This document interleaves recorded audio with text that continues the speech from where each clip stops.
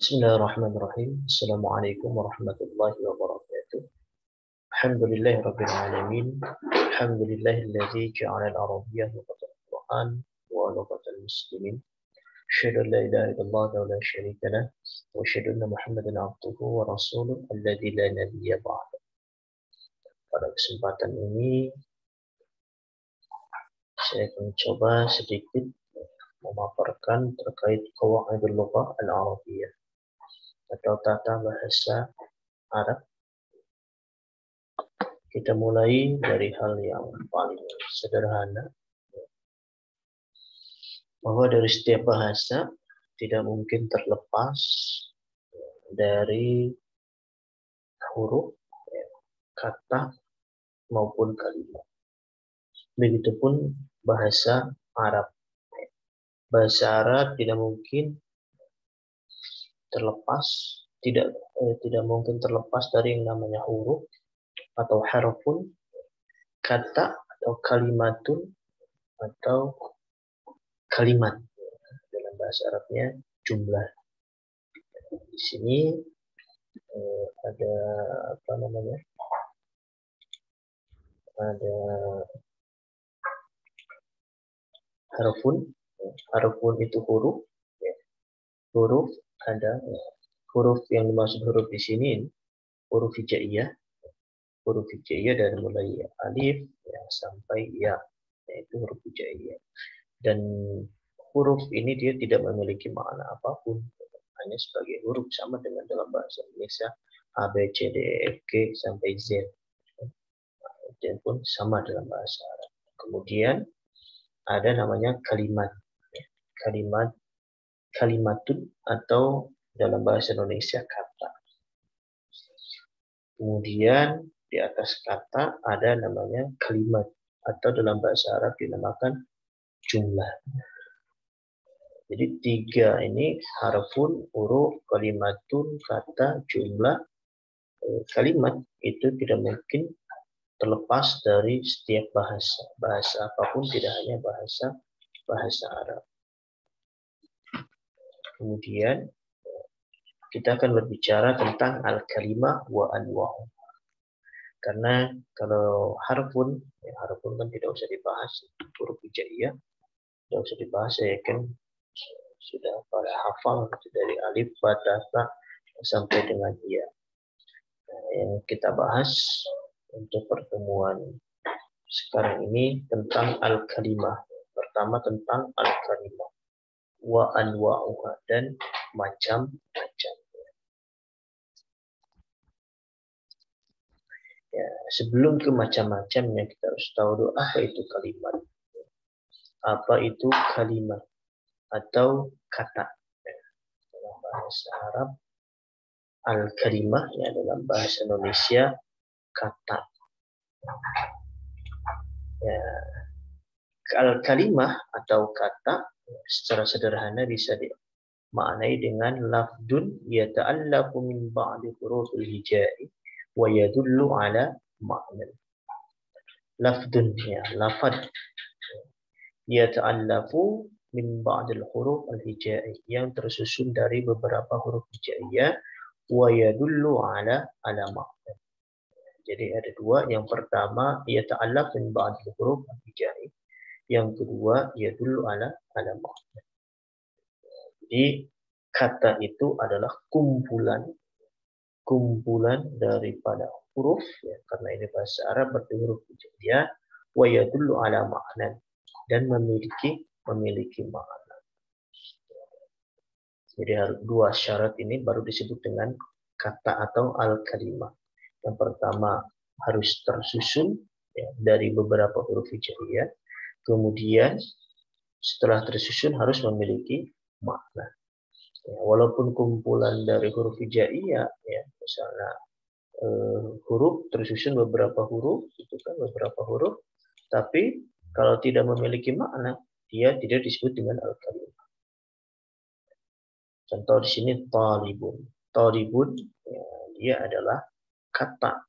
Kenapa? Karena terdiri dari huruf hijaiyah. Pertama ta, alif, lam, dengan ba. Kemudian talibun juga memiliki makna. memiliki makna. Apa maknanya? Itu dikaitkan dengan pelajar, mahasiswa, siswa atau santri. Kemudian jamiah juga sama. Kemudian yaktubu juga sama. Dia memiliki memiliki ciri dari al-kalimah atau kata. Terdiri dari beberapa huruf hijaiyah, kemudian dia memiliki makna. Kemudian al-kalimah atau kata ini dibagi menjadi 3. Yang pertama ada isim, yang kedua ada fi'il, yang ketiga ada huruf. Jadi dalam bahasa Arab setiap katanya itu kalau dia bukan isim berarti dia fi'il, kalau dia bukan fi'il berarti dia huruf. Kalau bukan tiga-tiganya ya berarti dia bukan bahasa Arab ya. Jadi katanya, jadi dia ada 3 kategori, isim, fi'il atau huruf. Kemudian yang pertama isim. Apa itu isim? Bisa dilihat di sini. Isim ya, secara kalau dari pengertian banyak sekali ya pengertian, itu beberapa pengertian tentang isim ini. Ya, kita coba ambil yang sederhana. Isim itu adalah kullu lafdin yadullu ala ma'nan min datin aw sifatin ghair muqtarinin bi zamanin muayyan. Ya, isim itu ya, adalah lafad ya, atau kata yang menunjukkan kepada makna. Jadi berarti tadi dia harus memiliki makna kepada apa? Min datin atau sifatin ya, suatu zat atau benda atau sifat ghairu muqtarinin bi zamanin muayyan, yang tidak terikat oleh waktu. Ya, maksudnya tidak terikat oleh waktu tertentu ya, nanti ada al-fi'lu ya. Di mana al-fi'lu ya, dia terikat oleh waktu tertentu, waktu yang mana. Ya, contoh muhadir. Ya, dosen, pengajar. Talib, mahasiswi. Mustafa, ya, Mustafa. Bandung, ya. Namlun, semut. Huwa, hada, hadihi. Ya, semuanya dia adalah kata. Semuanya adalah lafaz yang memiliki makna. Tapi tidak ya, ghairu muqtarinin bi zamanin muayyan. Tidak terikat oleh waktu. Nah, kalau kita tahu artinya, kita bisa menentukan oh ini isim. Bagaimana kalau kita tidak tahu artinya ketika kita menemukan sebuah teks yang baru atau kalimat baru? Ya, seperti apa kita tahu bahwa ini adalah isim? Ya, maka kita bisa lihat dia dari alamatul ismi, ya, ciri-ciri isimnya. Dari ciri-ciri isimnya ada beberapa ciri isim. Ya, di antaranya yang pertama diawali oleh alif lam. Ya, contoh di sini al-jami'ah, al-madinah, al-Quran. Ya, maka kesemuanya dia adalah isim. Kenapa? Karena dia diawali oleh alif lam. Kemudian yang kedua diakhiri oleh tak marbutoh. Tak marbutoh atau alif dan ta. Kalau alif dan ta nanti kalau kita pelajari ciri muannas jamak muannas. Nah, ini diakhiri oleh ta, qaryatun, al-madrasatu, muslimatun, samawatun. Ya, semuanya diakhiri oleh ta marbutoh atau alif dan ta, maka ya, dia adalah isim.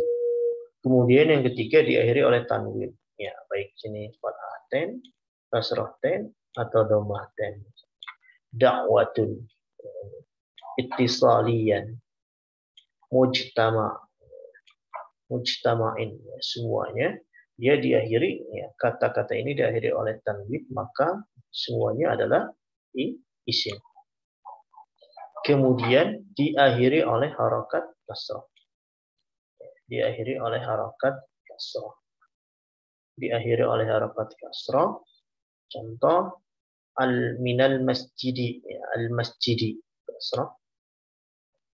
Kemudian kuratul qadam, ya, qadam dia kasrah, maka ya, al masjid dengan al qadam dia adalah isim karena diakhiri oleh harokat kasrah. Kemudian di antara ciri isim dia adalah berbentuk alam atau nama. Ya, ada Ahmad, kan? Si Ahmad, Fatimah, si Fatimah, Bandung, kota, Makkah, nama daerah, juga Sunan, nama bisa nama orang atau nama tempat. Ya, termasuk yang termasuk ke dalam nama, maka dia adalah isim. Jadi yang pertama di antara ciri isim, yang pertama diawali oleh alif lam, ada alif jami'ah, kemudian diakhiri oleh ta marbuthah atau diakhiri oleh alif dan ta, kemudian diakhiri oleh harakat tanwin, diakhiri oleh harakat kasrah, dan bentuk katanya dia berbentuk alam atau nama. Itu diantara ciri-ciri isim. Nanti kalau ketika kita menentukan dalam sebuah kalimat atau dalam sebuah paragraf ini isim, fi'il atau huruf, kita bisa ya pertama melihat kepada maknanya. Ya. Kalau kita tidak tahu maknanya, kita bisa lihat kepada ciri-ciri isim ini. Kemudian fi'il. Fi'il itu kullu lafdin yadullu ala huduthi syai'in fi zamanin khasin. Jadi ada kan di waktu muayyan. Fi'il ya, dia adalah sama lafad kata, lafad atau kata ya dulu ada hudusinnya menunjukkan kepada suatu kejadian. Ya dulu ada hudusi syai'in yang menunjukkan kepada suatu kejadian atau terjadinya sesuatu fi zamanin khasin ya, pada waktu tertentu. Maksud dengan zamanin khasin ini karena dia berbicara tentang sebuah kejadian, hudus, kejadian, ya maka pertanyaannya ya, berhubung kaitkan dengan zaman khas, kejadiannya itu sudah, ya, kejadiannya sedang atau baru atau akan. Ya.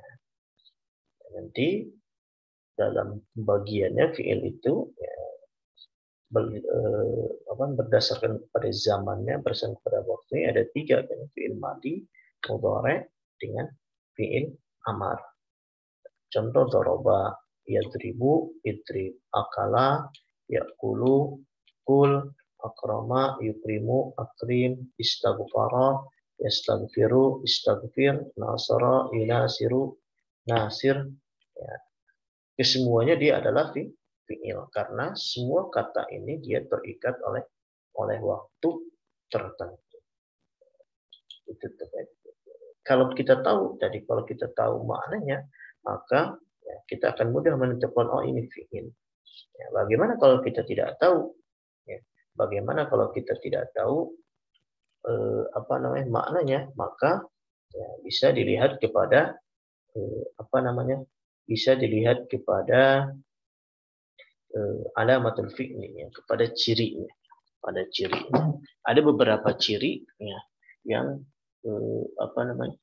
ada beberapa ciri yang menentukan bahwa dia atau menunjukkan bahwa dia adalah fi'il. Di antaranya diawali oleh huruf ya, alif, nun, ya atau ta. Ya, atau biasa disingkat oleh santri itu anaitu atau anita. Ya. Maksudnya diawali oleh huruf alif. Ya, ini contoh af'alu. Ya, diawali oleh huruf hamzah. Kemudian nun, ya di sini ada contohnya naf'alu. Ya, kan? Naf'alu. Kemudian iya diawali oleh huruf ya, yaf'alu. Ya. Yaf'alna. Kemudian diawali oleh huruf ta, taf'alu atau taf'alna. Nah, saya tambahkan sedikit, biasanya ketika kata itu dia adalah fi'il dengan ciri seperti ini, ya diawali oleh huruf alif, nun, ya atau ta, ya, maka biasanya kesananya atau kata tersebut terdiri dari 4 huruf. Ya. Contoh ini minimal 4 huruf. Contoh ini af'alu. 1, 2, 3, 4. Kemudian naf'alu juga 4 huruf. Kemudian yaf'alna 5 huruf, ya kan, lebih dari 4 huruf. Jadi minimal 4 huruf. Maka biasanya dia adalah fi'il. Nah, bagaimana kalau nanti kemudian af'alul khamsah, ya, af'al al-khamsah. Af'al al-khamsah itu fi'il yang 5. Jadi nanti kalau ketemu kata ya dengan bentuk 5 bentuk ini, yaf'alani, taf'alani, yaf'aluna, taf'aluna, taf'alina, ya. Bentuk ya. Jadi bukan kata ini, jadi bentuknya seperti ini. Ya, contoh misalnya yadhabani, ya. Kemudian tadhabani, ya. Yaqra'una, kemudian taktubuna atau taktubina, ya. Jadi kalau kata tersebut bentuknya seperti 5 bentuk ini, maka dia masuk ke dalam ya, fi'il. Kemudian yang ketiga, ciri fi'il itu dia diawali oleh huruf qad, sin atau saufa. Contoh, qad qamatis shalah. Qad qamat, ya, qad qamatis shalah. Ya, di sini ada qad, maka setelah qad, ya, yaitu kata qamat, dia adalah fi'il karena diawali oleh huruf qad. Kemudian sa'adhabu. Sa'adhabu, ya, diawali oleh huruf sin, ya. Diawali oleh huruf sin. Di situ ya, maka adhabu ini dia adalah fi'il, ya, karena diawali oleh huruf sin. Atau misalnya saufa ta'lamun, ya. Di sini ada kata ta'lamun. Ta'lamun dia adalah fi'il karena diawali oleh huruf saufa. Kemudian diawali juga oleh huruf nasab atau jazm. Ya. Di antara huruf nasab atau jazm itu ada an, lam, lan, in. Jadi kalau diawali oleh huruf ini, maka sesudah huruf ini dia adalah fi'il. Contoh lam yalid. Ya. Lam yalid. Ya. Maka yalid ini dia adalah fi'il. Kenapa? Karena dia diawali oleh huruf lam. Kemudian diakhiri oleh huruf ta. Baik ta harokatnya sukun, fathah, kasroh, ataupun doma. Fa'alat, misalnya fa'alta, fa'alti, fa'altu, jalasat, jalasta, jalasti, atau jalastu. Kemudian yang terakhir diakhiri oleh huruf diakhiri oleh harokat sukun. Ya. If'al, uktub, iqra, istaghfir, akrim. Nah, biasanya dia bentuknya nanti ketemu dengan bentuk fi'il amar. Biasanya huruf sukun. Nah, itu diantara ciri dari fi'il. Kemudian ada al-haruf. Ya, ada al-harufu, huruf. Ya. Ada huruf. Nah, kalau huruf ini, ya, huruf ini berbeda dengan huruf yang tadi yang pertama. Ada huruf, ada kalimat, ada jumlah. Nah, itu berbeda. Kalau huruf ini merupakan bagian daripada al-kalimah, ya, bagian daripada kata. Maka kalau huruf ini dia memiliki makna. Beda dengan tadi huruf hijaiyah. Al-harfu, ya, huruf ini dia adalah kullu lafdin laisa lahu ma'nan illa ma'a ghairihi minal kalimat. Ya, setiap lafaz, ya, huruf yang dimaksud di sini adalah setiap lafaz yang tidak memiliki makna kecuali ya, dia tersambung dengan kata-kata yang lain. Artinya huruf ini dia baru memiliki makna ya, atau baru muncul maknanya ketika dia bersambung dengan kata yang lainnya. Jadi kalau dia berdiri sendiri belum muncul maknanya, harus tersambung dengan kata yang lain. Kalau diibaratkan ini disandingkan dengan bahasa Indonesia, mungkin huruf ini bisa disandingkan dengan konjungsi, penghubung ke, di, ya kan, dari, walaupun tidak semua. Al-harfu itu dia adalah kata-kata hubung. Seperti itu. Jadi ya, apa namanya, huruf ini ya, kata yang memiliki makna ketika baru memiliki makna atau muncul maknanya itu ketika dia bersambung dengan kata yang lain. Dan biasanya huruf ini ya, dia jumlah hurufnya itu sedikit. Contoh kan fi, ya kan, min hanya 2 huruf, ila, bi, an, wa, hatta, summa, fa, ya, dan lain sebagainya. Ya, biasanya cirinya itu jumlah hurufnya sedikit. Nah, itu terkait dengan isim, fi'il, dan huruf. Jadi kalau kita bisa atau kita mengetahui maknanya, kita bisa menentukan kalimat ini isim atau kata ini dia isim, fi'il, atau huruf. Tapi kalau tidak tidak tahu maknanya, ya bisa melihat kepada ciri-cirinya. Tadi huruf, tadi isim, ciri-cirinya, ya, diantaranya ada diawali oleh alif lam dan sebagainya. Kemudian huruf, ya, ada ciri-ciri, fiil ada ciri-cirinya. Kemudian huruf, ya, ada ciri-cirinya tidak. Ya, ciri huruf itu adalah dia tidak memiliki ciri. Artinya kalau tidak ada ciri isim dalam kata tersebut, tidak ada ciri fiil dalam kata tersebut, kemudian dia adalah huruf. Nah, dia itu tentang al-kalimah wa anwa'uha, kata dan macam-macam. Kemudian ada al-jumlah wa anwa'uha. Ya, tadi ada al-harfu, kemudian turun menjadi al-kalimah, kata, kemudian turun menjadi al-jumlah atau kalimat. Di sini kita sedikit akan membahas tentang al-jumlah wa anwa'uha, kalimat dan macam-macam. Al-jumlah, ya, al-jumlah. Apa itu jumlah kalimat? Ya, sama tadi dengan al-kalimah, kata, itu kan sama dengan kata, bahwa al-jumlah itu, ya, adalah majmu'ah, ya, kumpulan ba'dal kalimat, ya, jadi kumpulan daripada beberapa kata, ya, walaha makna, ya, dan dia memiliki makna.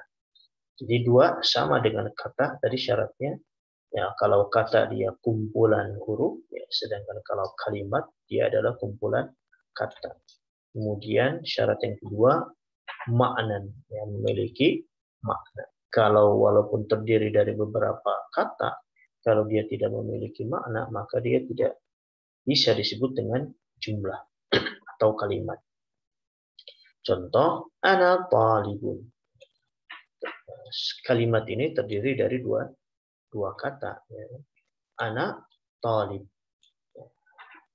dan dia memiliki makna. Atau an-nasu yabituna fi baitihim. Nah, ini terdiri dari beberapa kata dan dia memiliki makna. Qara'a Ahmad al-Qur'an. Qara'a Ahmad al-Qur'an. Dia juga termasuk ke dalam kalimat karena dia memiliki, ya, terdiri dari beberapa kata dan memiliki makna. Kemudian jumlah ini, ya, secara umum jumlah ini dibagi menjadi dua. Jumlah ini dibagi menjadi dua, ada jumlah ismiyah, ada jumlah fi'liyah. Ya, jumlah ismiyah, biasanya kalau saya lebih senang mengawali dengan jumlah fi'liyah. Jumlah fi'liyah adalah jumlah atau kalimat yang diawali oleh fi'il. Ya, santri sudah tahulah, ya, jumlah fi'liyah adalah kalimat yang diawali oleh fi'il. Kemudian sedangkan jumlah ismiyah, nah ini saya rada rubah sedikit.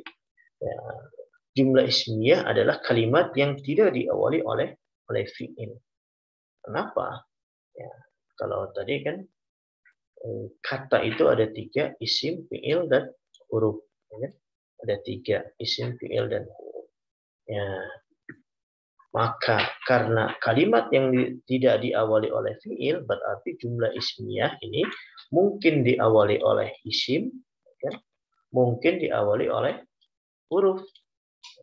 Tentunya huruf jar. Nah, itu. Huruf yang maksud di sini adalah huruf jar. Jadi jumlah fi'liyah adalah jumlah atau kalimat yang diawali oleh fi'il. Sedangkan jumlah ismiyah adalah jumlah atau kalimat yang tidak diawali oleh fi'il, mungkin diawali oleh isim, mungkin juga diawali oleh huruf. Jumlah fi'liyah. Jumlah fi'liyah ini di sini ada kalimat yang diawali oleh fi'il.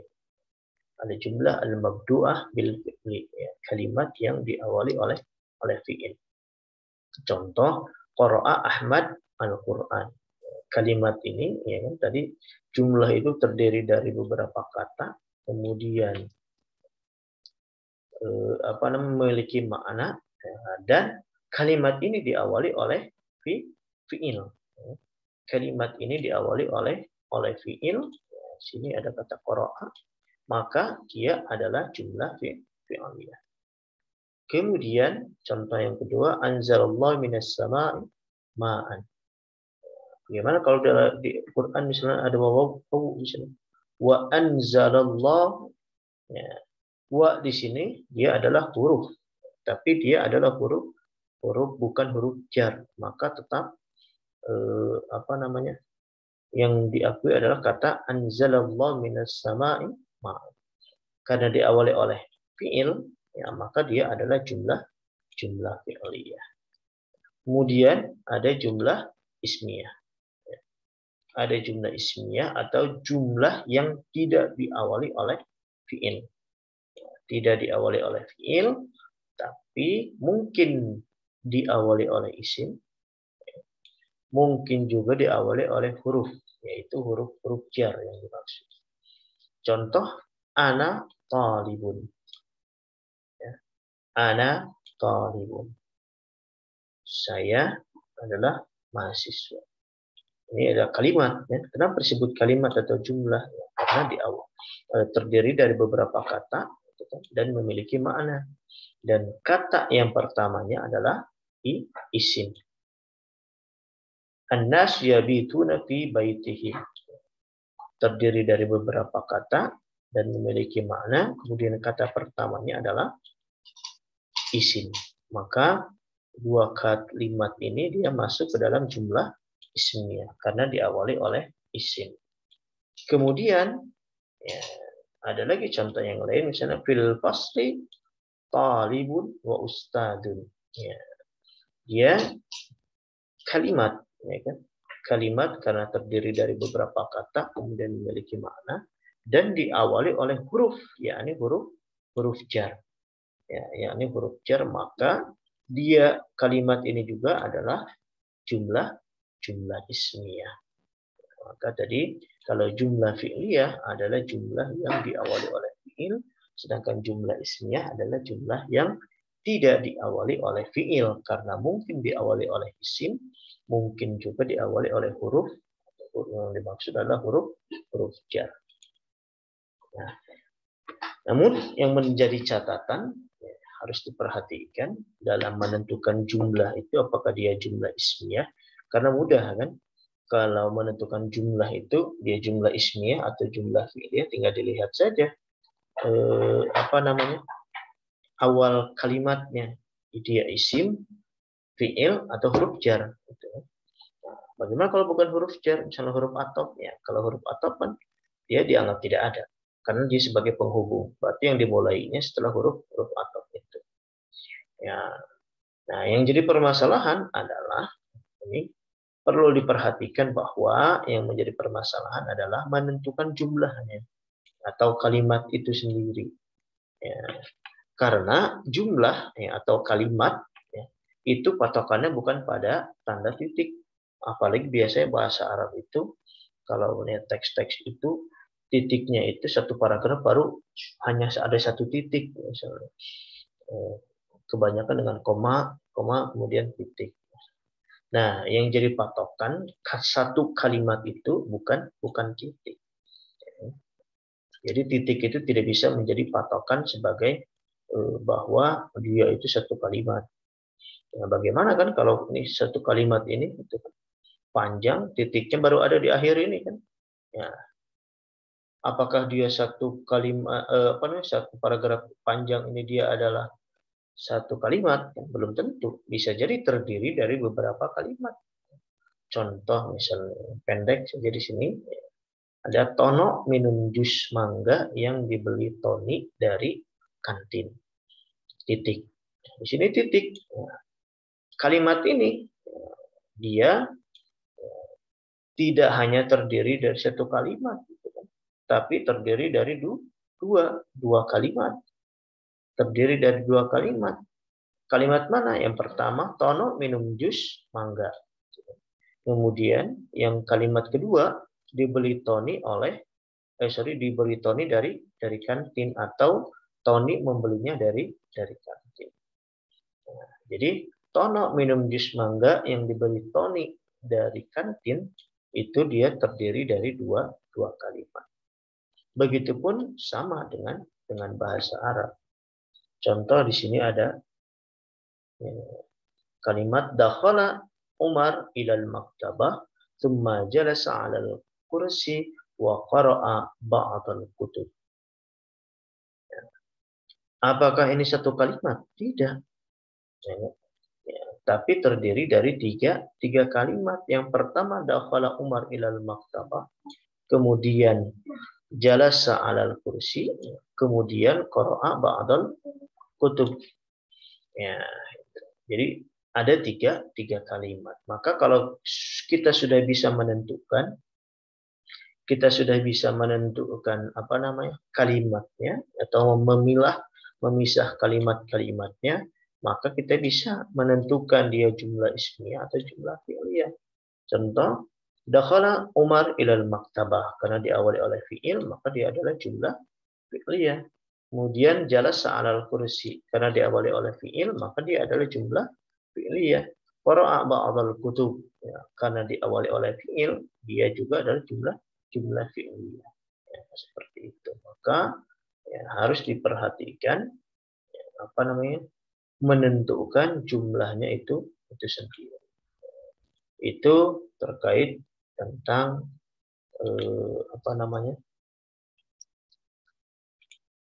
al-kalimah ya, dengan al-jumlah. Al-kalimah ya, kata, dia adalah kumpulan huruf yang memiliki makna.